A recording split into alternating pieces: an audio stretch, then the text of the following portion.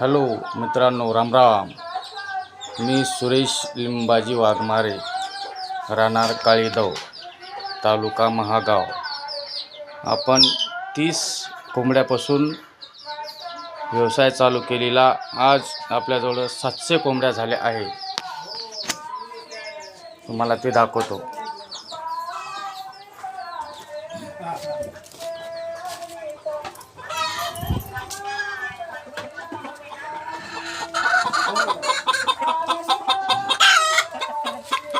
हे अंडे द्यायला बसल्या.